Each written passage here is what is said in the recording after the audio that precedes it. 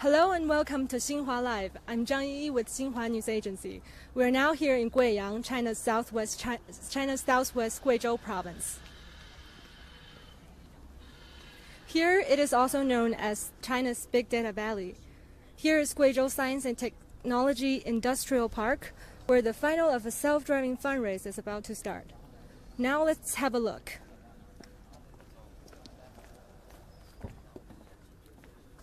I'm now joined by David. He is one of the participants of this, what's it called? Self-driving car event. So, David, could you please briefly introduce yourself? Yeah, sure. I'm David Chiu. I'm from Carnegie Mellon University and in the Robotics Institute. I'm a first-year master's student, and it is a very great honor and a good opportunity to be able to participate in such a great event, because we have like a lot of people and a lot of like participants gathering in Guiyang from all over the world, and it is a rare chance for us to participate in such an event. Okay, so we're now here at the DIY Robocars Kuai Kai event. Now some engineers, including David, are forming a team.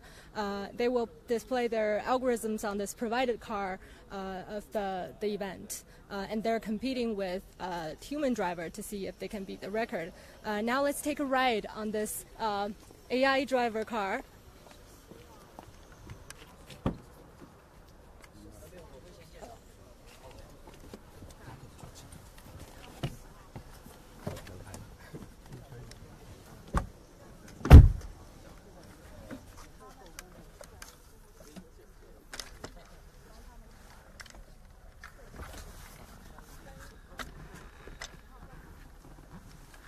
Okay, so before we start, David, could you please briefly introduce to us how this car functions? Yeah, sure. And before that, I would also like to introduce my teammate. So this is Adam. He's very good at the CAN box, moving the cart. And this is Jiawei. Yeah. And he's in charge of the safety issues. So this car is basically like we have the LiDAR system and also the other localization system that could measure where the car it is. And also we have the self-driving system that could drive the car autonomously. And later on we would introduce that briefly, but before that maybe we could take a ride first. Okay, let's take a ride with this car. Yeah. Cool.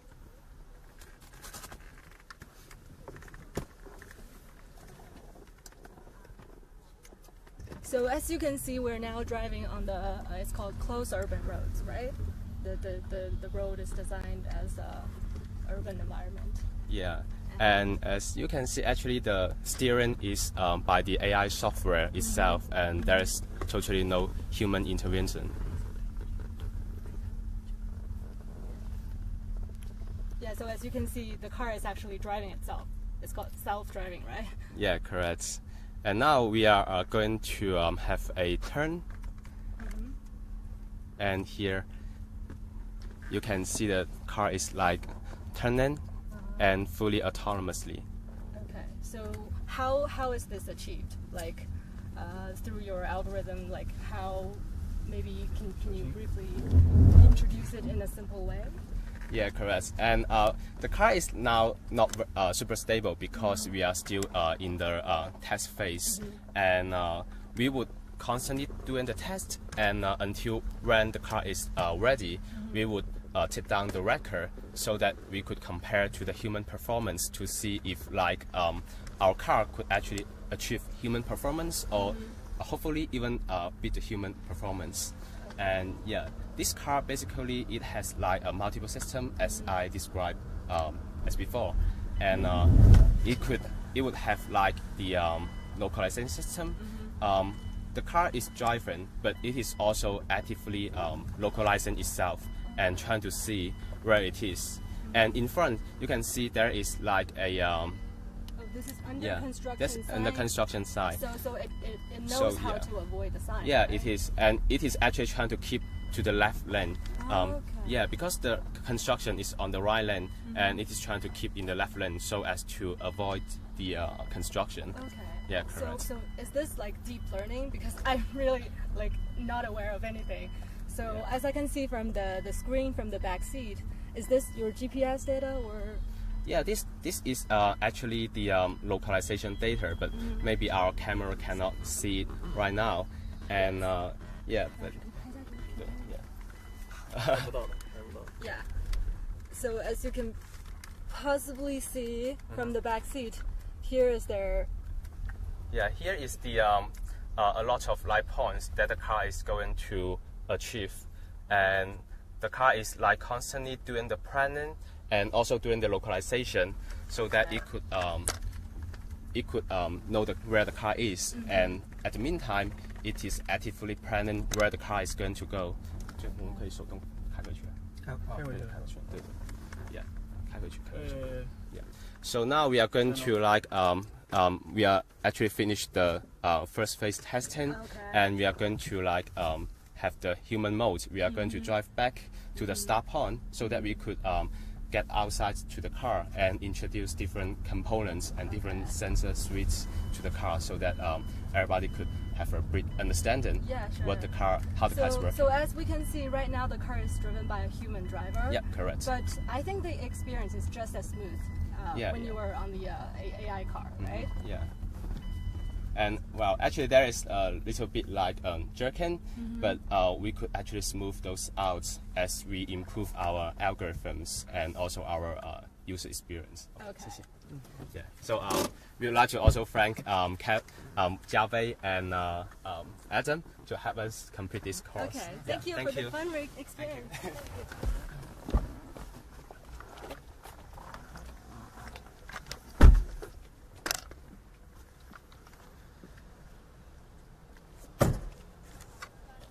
Okay, so we now just had a very fun experience riding in the AI-driven car.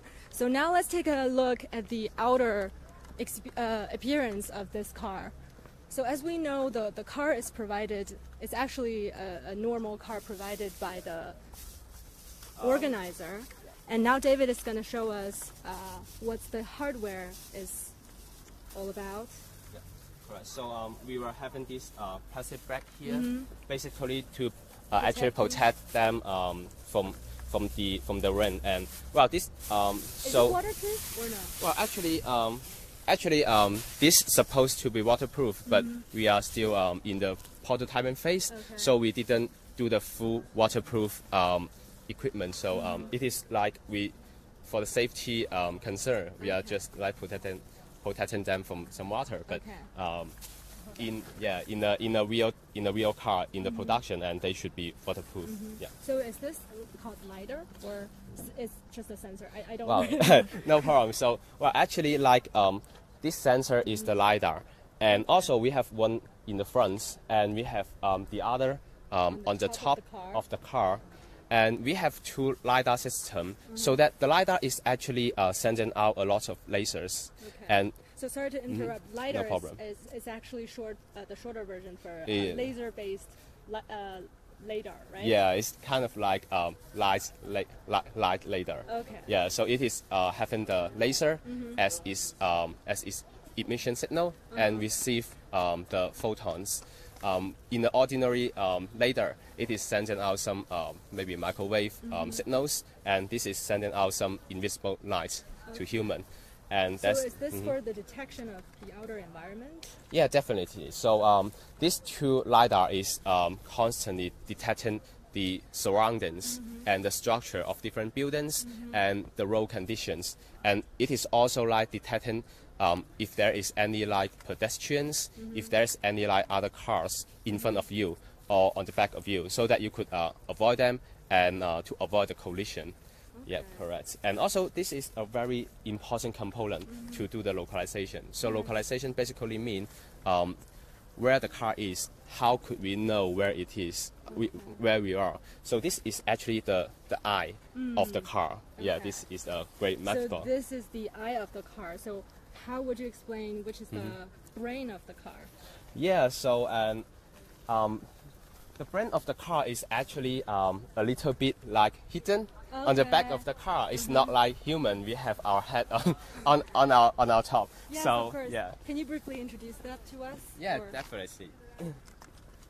So maybe it is a little bit messy here, but basically like we so the brand of the car is actually these very small boxes. Oh. Yeah. So what's it called actually? It is actually a industrial computer. Okay. So it is actually running the very similar software as our ordinary computer. But the main difference is that it could protect its components from any oscillations and from any collision. So if you have a ordinary computer, if you have some if it falls onto the ground and it may break. But this one is actually proof from those situations, collisions. Okay. And also we have so we have a lot of battery here.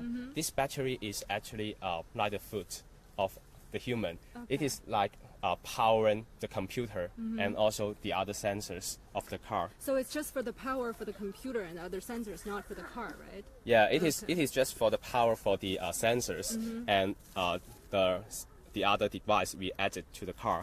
So the car itself is powered by a fuel or electricity, but it has a different power system. Okay. Yeah, correct. And yeah, that's the brief introduction of the where we place our brain and where we place our eyes and the sensors. Of course. And yeah, of and course. also, as I just noticed, this is actually a normal NEV car. So how did you place all these stuff onto it, to make it into an AI driver car? Yeah, definitely. So actually, we have gone through a lot of debates, discussions, and we have gone through a lot of mechanical stuff, so that we could mount the sensors to the car. And for the brand, we could just place it on the back. It is fine. And so the first one we would like to introduce is we have these frames, and this frame is basically trying to hold up the LiDAR, and because if it is a little bit above the car, and it won't be the light won't be occluded by the top of the car and maybe the head of the car, so that it could see much further away. And the other thing we do is we place this GPS receiver here. It is actually a antenna for the GPS, but it is not yet connected. So the GPS could give a rough idea of where the car is, and then it gives the control to the LiDAR. The LiDAR will give a very accurate estimation of where the car is. Okay. Yeah, correct. So they actually are kind of doing conversations with each other. Yeah. LiDAR, So the antenna and all of these hardwares. Yeah, correct. Okay. They are working collaboratively with each other. Okay. And earlier when we were in the car, I noticed about the screen. Can you briefly introduce how it functions? Is it how you control the Yeah, whole car? sure. So as you can see, we have a lot of cables here, and these kinds of cables are actually connected to the onboard computer of the car, and also we have the keyboard and a mouse here, so that it is actually a ordinary computer setup, and we also have the screen here, so that we could have a operator actively monitoring the status of the car. Okay. And we have nice USB hubs here, so that we could use our hard drives to collect the data, or we could send some data, some commands to the car, and this is really convenient. Okay. Yeah. Yeah, sure. So now I would like to invite David to introduce how the car functions on the road. Earlier, before when we were in the car, we saw the car was avoiding obstacles and doing lane changes. How did that work? How did you achieve that? Yeah. So there is actually a lot of scientific work and a lot of mathematical behind. And so, but to skip those theoretical stuff, I would love to introduce this in a very intuitive way. So first of all, if we want to drive, we need to know where the car is on the map. And so for the map, we actually have the LiDAR going through the entire course so that it could scan the entire course, and then it collects the data. And when we are getting those information, we go back to our workspace and we do the offline mapping. That is actually like building the map of the entire course, and very different from our ordinary app, for example, like the Google Map, etc. And we are actually building a three-dimensional map. So for the three-dimensional map, we know the structure of the environment and the situation of different roads, etc. So after we have that map, we could use the GPS to give a rough information about where we are. And then we use the LiDAR to scan the structure of the surroundings. And later on, we could match the structure of the surroundings to our three-dimensional map so that we could actually have a very accurate estimate of where the car is. Yeah, that's how we do the localization. And also after that, we need to detect, for example, there is a lot of sign, there's some under construction sign, there's some bus stop. Yes. In the mission, we actually need to detect some traffic lights, but there is not we could detect the real traffic lights, but we didn't have that set up here. So we use something look like a chessboard. That's like the right and some black grid, so that we could use the camera in front of the car to detect those signals. So as you can see, the camera is actually sitting in front of the car. So this is the camera in front of the car. So we have two cameras set up. One is here. We are constantly detecting the front of the road, and we also have another camera from the driver's seat. Yeah. We have another camera from here, as you can see. So both cameras are actually constantly detecting the surroundings and recognizing the traffic signs and traffic signals. So if we know it is if there is a traffic light that's red, and we know we should stop our car. Yeah, we know we should stop our car. And if we see some under construction sign, we know we should avoid the under construction area so that we could pass through the roads. And that is how we know where to go. And after that, the brain, the AI of the computer would have a planning and know what to plan a path so that it can know what is the next point to achieve, and it would send the command down to the car control, and the car control would steer the car and drive the car and also do the braking so that it could constantly moving the car forward or steering the car, and then it could finish the control of the car. Okay. Yeah. Thank you very much, David. Now, since we have a more knowledge about the car, we're going to invite another engineer to drive the car for us again.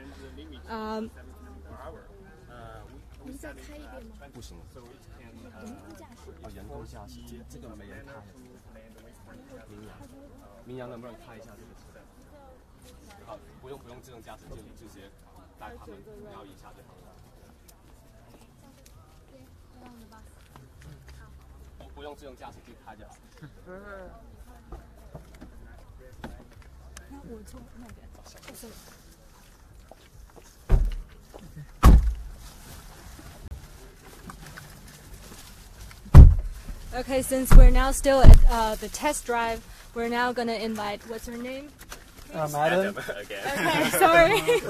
So we're now going to invite Adam to drive us through the route again.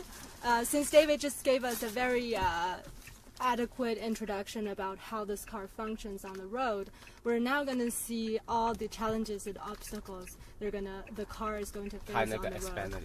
Now let's focus on the road. Okay. So now this is actually our test core. Test course we have prepared for several days, and here you can see the mannequin, and this is the simulated human, the pedestrian we need to avoid. So this challenge is called pedestrian avoiding. Yeah, right? correct. And now we're going to turn right. So given what you just told me, the LiDAR will detect there is like a human figure on the road, and then just avoid it. Yeah, correct. Okay. So do the car just like immediately design the route or? Yeah, it could like either dynamically avoid the pedestrian or other obstacles, but the safe strategy we use is actually to stop in front of the human, so that we didn't actually make any possible collision, to make sure the pedestrians are safe. And then we are going to like get into the next turn, and here we have the under construction in front of us, and we are in the real test. We are supposed to avoid such construction sites and this kind of location, and always keep to the left lane. And the car actually did that as we drove on the test drive. Okay. Yeah. 直接在这儿回吗？上去吧，就绕一圈那个。有一下 S 弯的。先走一点。Okay, so now we're gonna take a look about the S route, right? It's 走 called 那个 S S bend bending. Yeah. S band 吗？那就回去了。回去还是要继续上去看。S band 就回去了。我们有其他地方要看。那上一下。上去吧，上去。So we are actually having like more tests we are going to do, and we are going to also introduce to you what we may do in those missions. Okay, so guys, we're now live at Guiyang, southwest China's Guizhou province. We're now in Guizhou Technology and Science Industrial Park. Now we're at a self-driving race, which is now still at the test drive. Yeah, it's the phase, test drive. Right? Yeah. So the race, I think, will probably start this afternoon. But now we just had a peek of how the route's going to be. And thank you again for introducing to us. Yeah, these. And also thank you to Adam. He's the test driver and keeping the safe of us. Yeah, of course. And he's in charge of the car control, and he put a lot of like energy into it, and we are great to have him so that we can actually move the car. Otherwise, it would just be working in a simulation mode. Yeah. So as far as I know, the race has gathered a lot of engineers from different countries. Of course, as we just saw from the road, you have a lot of team workers. So how did you work as a team? Oh, actually, before introducing the team, I would also like to introduce, like, here is a parking task we need to do. Okay. Adam, could you drive into it and see how it works? Okay. Yeah. So here is the parking lot. We were supposed to make the car park autonomously, but it is now doing in the human mode because we are still testing our software to make sure that's safe. So to park the car, how would you achieve that? Like with all the lidars, or did you calculate beforehand? Actually, so for the real, if we are really like manufacturing cars and doing it in the real world, we need to dynamically plan a path to park our car, and we do actually have the softwares and the algorithm to do that. But in our test, we are trying to make sure our mission could be achieved, so that we actually do a little bit cheating, and we know where the parking lot we should park, so that we could plan a path beforehand and test that like intensively. Yeah, but we could actually do that autonomously, and but for the robust concern, we are just trying to like make sure we are going to park into the correct parking lots in this contest. Okay. So as I was searching online before, I learned that there's what's called levels of driving automation. Yeah, correct. Like there's from 0 to 5. So I studied that level 1 is hands-on, is that you have a driver on the seat, and level 2 is hands-off, level 3 is eyes-off, level 4 is mind-off. What do you think we're at now? Yeah, so officially there are actually like a definition of how is the autonomy level of the car. Yes, and so in the real world, if the human is driving the car is on level 0 or level 1, it is like pretty as what we are doing in normal days.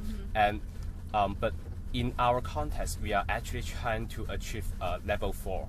So the level 4 is like driving through some ordinary situation, and in this task, we are actually like having a lot of different scenarios we are going to meet in our daily lives. For example, there may be some under constructions. For example, now we are going to like drive down a slope, and there are all these kind of tasks and missions are something we will meet in our daily lives. So for the slope, the AI driver, the AI system will automatically set on the brakes, right? Yeah, definitely. So, and the car is supposed to set on the brake and to slow down the car while it's driving down. But we are not now we are not actually like oh, this is the S-band. Yes. Yeah. So the AI driver is also trying to like do the S-band smoothly. And actually during our test, we could achieve this like not like perfectly, but at least robustly. Okay. Yeah. So without hitting any of these obstacles. Right? Yeah. Without hitting any of these obstacles. Yeah, okay. Correct. So all of these are achieved through calculation with the computer. And, combining the GPS data and so on and so forth. Yeah, correct. And but we are still not achieving level 5. That is the ultimate dream of all the autonomous cars. So what do you think? Do you think it will be achieved one day? Or? I guess we would, because like different from human are going through the learning process, and oh,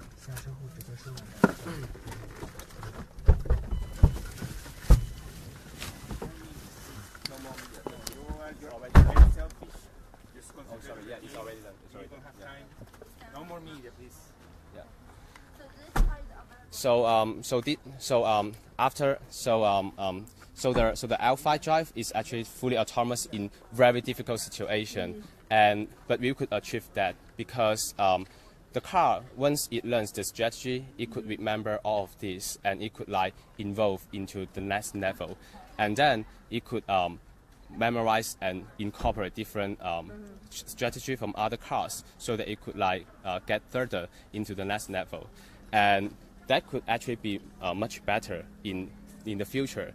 So it could also be much safer compared to the human driver. So that's the ultimate goal we want to push forward, and this is the contest we want to achieve some of these missions. So, and this is our contest, the purpose of our contest. Thank you very much, David. Thank you for your time. Yeah, thank you very much, and thank you for our overseas audience, and thank you very much. Thank you. Thank you. Yeah. Okay, thanks for watching. We just now had a very close look at how the car operated by the AI system works, and thank you for watching.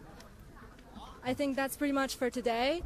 If you like this, you can share it with your friends on your YouTube, Facebook, and Twitter account. Thank you for watching, and see you next time.